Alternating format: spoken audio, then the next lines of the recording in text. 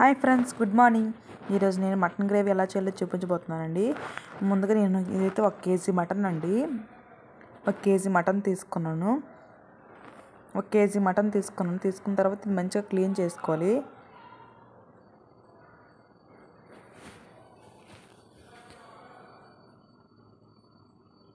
ఇప్పుడు క్లీన్ చేసుకునే ప్రాసెస్ చూపిస్తానండి. ఎప్పుడో చూపించేదే, కానీ పీసెస్ మాత్రం చాలా మంచిగా వచ్చాయండి. చాలా నీట్గా కట్ చేశారు. ఎక్కడ చెత్త అనేది లేదు. చాలా మంచిగా ఉంది.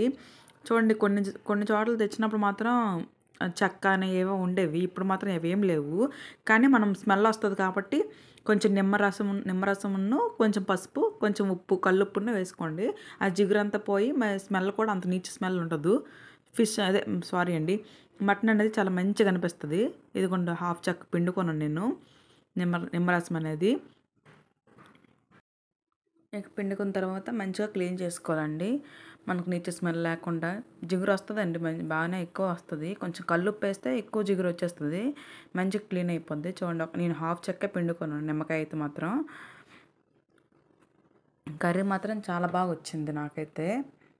అది మొత్తం చేయలేదండి, కొంచెం వదిలేసాను నేను, కొంచెం పీసెస్ బాక్స్లోన.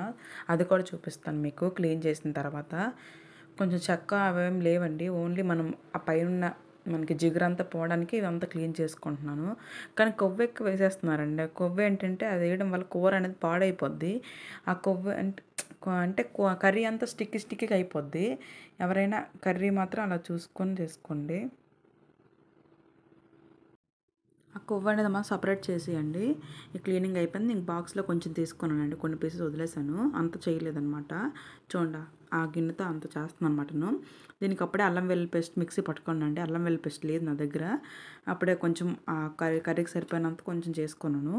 తర్వాత ఆనియన్స్ మాత్రం అవి చిన్న సైజ్ అండి, ఒక 6-7 తీసుకున్నాను. కేజీ మటన్ కదా, కేజీ అంటే ఒక 3/4 కేజీ మటన్ చేశానండి. ఒక 1/2 కేజీ అంతా వదిలాను బాక్స్లోన. తర్వాత స్టవ్ ఆన్ చేసుకొని కళాయి పెట్టుకొని కొంచెం ఆయిల్ వేసాను. ఆయిల్ హీట్ అయినట్టే ఇక మసాలా అవన్నీ ఏమి వేయలేదండి. ఎందుకంటే నేను మసాలా పౌడర్ చేసుకుని ఉంది నాకు, అదే యూజ్ చేసుకుంటున్నాను అనమాట. అందుకే మరి ఇంకేం వేయలేదు సపరేట్గా. ఆనియన్స్ అనేది మంచిగా ఫ్రై అవ్వాలండి. మటన్లో కూడా ఉంటుంది కదా వాటర్. ఎలాగో మటన్ కొంచెం గట్టిగా ఉంటుంది కదండి. ఈ ఆనియన్లో ఉన్న వాటర్, మటన్లో ఉన్న వాటర్ మంచిగా కుక్ అవుద్ది అనమాట. కొంచెం ఆనియన్స్ కొంచెమే ఫ్రై అయిన తర్వాత వేసేయండి. అప్పుడు రెండు కలిపి మంచిగా సాఫ్ట్గా అయిపోద్ది మటన్ అనేది. కర్రీ చాలా బాగా వస్తుంది. కుక్కర్లో పెట్టవసరం లేదు. కుక్కర్లో పెట్టుకున్నా బాగుంటుంది, కానీ నేను కుక్కర్లో ఏం పెట్టలేదు. ఆల్రెడీ నేను రైస్ కడిగి పెట్టేసి ఉంచేసానండి పక్కన. ఇంకెందుకులే అనుకొని నేను నార్మల్గానే వండేసాను. అలా సిమ్లో పెట్టుకుంటే వాటర్తో అలా ఉడుకుతుందండి మంచిగా. నేను మార్నింగ్ బ్రేక్ఫాస్ట్లోకి, ఆఫ్టర్నూన్ కర్రీలోకి చేసుకున్నానండి కూర. పూరీ చేశాను మార్నింగ్ టిఫిన్లోకి. పూరీ చేసుకొని ఇక కర్రీతో బాగుంటుంది కదండి, మటన్ గ్రేవీతో, చికెన్ గ్రేవీతో పూరీ చేసుకున్నాను. కొంచెం కూర ఉంటే ఆఫ్టర్నూన్ తినేసాము. నైట్కి అలాగే టిఫిన్ నైట్కి కూడా కొంచెం ఉంది. మేము అంత ఎక్కువేం తినాం నాన్ వెజ్, కొంచెమే తింటాం ఏదైనా. అందుకే కొంచెం మళ్ళీ ఉంచేస్తానండి, అది కూడా చెయ్యాలి. ఇదిగోండి, కొంచెం మూత పెట్టుకొని ఫ్రై చేసుకోండి, తొందరగా మగ్గిపోద్ది. సాల్ట్ వేసుకోండి ఇప్పుడని. కొంచెం సాల్ట్, కొంచెం పసుపు వేసుకుంటే మంచిగా ఫ్రై అవుతుంది అలాగా. ఇక మనం అప్పుడే మూత తీయవసరం లేదు, ఎందుకంటే వాటర్ చాలా వస్తుందండి. ఆ వాటర్తో అలా కుక్ అయిపోద్ది. లాస్ట్లో కొంచెం వాటర్ యాడ్ చేసుకుంటే సరిపోద్ది. ఎందుకంటే మనకు వాటర్ వేస్తే కొంచెం గ్రేవీ లాగా ఉంటుంది కర్రీ, అందుకనే వేసుకోవడం. అలా ఏం తినేయచ్చండి ఫ్రై చేసుకొని, అలా కూడా బాగుంటుంది. కానీ నేను గ్రేవీ కర్రీ అన్నాను కదా, అందుకే నేను గ్రేవీలా చేస్తాను ఈ కూర. చూడండి, ఇంకా వాటర్ ఎంత వస్తుందో. అలా సిమ్లో పెట్టనే ఉడికించుకోండి. ఇదిగోండి, ఎంత వాటర్ వచ్చింది. అల్లం వెల్లుల్లి పేస్ట్ కూడా యాడ్ చేసుకున్నాండి. ఆ వీడియో క్యాప్చర్ చేయలేదు నేను. అల్లం వెల్లుల్లి పేస్ట్ కూడా వేసుకున్నాను, 3 స్పూన్స్ వేసుకున్నాను అల్లం వెల్లుల్లి పేస్ట్ మాత్రం.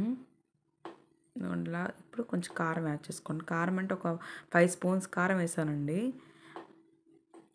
అప్పుడే బాగుంటుంది. నాన్ వెజ్కి మాత్రం కొంచెం కారం ఎక్కువే పడుతుంది, అప్పుడే టేస్ట్ బాగుంటుంది. వెజ్కి మాత్రం 1 స్పూన్, 1/2 టీ స్పూన్ వేసిన సరిపోద్దండి. నాన్ వెజ్కి మాత్రం ఉండాలి, గట్టిగా పడాలి కారం అనేది. ఇంకా స్పైసీ కారం అయితే ఒక 3 స్పూన్స్ సరిపోద్ది. ఇది మంచిగా కలుపుకొని కాసేపు ముక్కలంతా బాగా పట్టేంత వరకు బాగా ఫ్రై చేసుకోవాలండి. మంచిగా ఫ్రై చేసుకోండి. అది కూడా పక్కన పూరీ అండి, అది పూరీలు కూడా పక్కన అవుతున్నాయి. ఇంకా స్టార్ట్ చేయలేదు. అందులో వాటర్ వేసిన తర్వాత ఫ్రై చేద్దామని ఉంచాను పక్కన ఆయిల్ వేసేసి. ఈ కూర ఇలా అయిపోద్దండి. ఇదిగోండి ఇప్పుడు నేను చేశాను చెప్పాను కదా గరం మసాలా చేసుకున్నాను అండి. ఆ గరం మసాలా పౌడరే కొంచెం ఒక స్పూన్ వేసుకుంటున్నాను. బాగుంటుంది. కొంచెం క్లైమేట్ చల్లగా ఉంటుంది కదా, కొంచెం మసాలాలు ఎక్కువ తింటే కొంచెం జలుబులు దగ్గులను కొంచెం గప్చుప్ అయిపోతాయి. అందుకని కొంచెం వేసుకున్నాను. ఒక స్పూన్ గరం మసాలా వేసుకున్నాను. ఇది మంచిగా మిక్స్ అయిన తర్వాత ఒక గ్లాస్ వాటర్ వేసానండి. అంతే, ఇంకెక్కువ ఏం వేసుకోలేదు. ఇలా ఫ్రై అవుతున్నప్పుడు తింటే బాగుంటుందండి కర్రీ. నాకు చాలా ఇష్టం. ఇలానే నేను ప్లేట్లో వేసుకొని తింటాను. ఎంతమందికి ఇష్టం నాకు కామెంట్లో చెప్పండి. నేనైతే ఇలా వేగినప్పుడే కొంచెం ప్లేట్లోకి తీసుకొని తింటానండి. వాటర్ వేసిన తర్వాత నేను ఎక్కువ తినలేను, అందుకని ఇలాగే తీసుకుంటాను ఫస్ట్ వేగినప్పుడే. నాకు చాలా ఇష్టం ఇలా తినడం. ఇంక కొత్తిమీర ఉంటే కొత్తిమీర వేసుకోండి లాస్ట్కి. నాకు కొత్తిమీర అన్ని లాస్ట్కి వచ్చేసాయండి. సండే కర్రీ, సండే రోజు చేసిందండి ఇది. ఆ సండే ఈవినింగ్ నేను వెళ్ళాను వెజిటబుల్స్కి. అయిపోయేవన్నీ వెజిటబుల్స్ అన్నీ కరెక్ట్ 1 వీక్ సరిపడిన తెచ్చుకుంటున్నానండి. అలా 1 వీక్ అలా వస్తాయి, సండే టు సండే అంతే. ఇందులో ఒక గ్లాస్ వాటర్ వేసాను. మంచిగా కలుపుకొని ఉడికించుకోవడమని. అందుకని అలా ఉడుకుతుంది. కానీ ఫ్లేవర్ మాత్రం చాలా బాగుంది ఉడుకుతుంటే.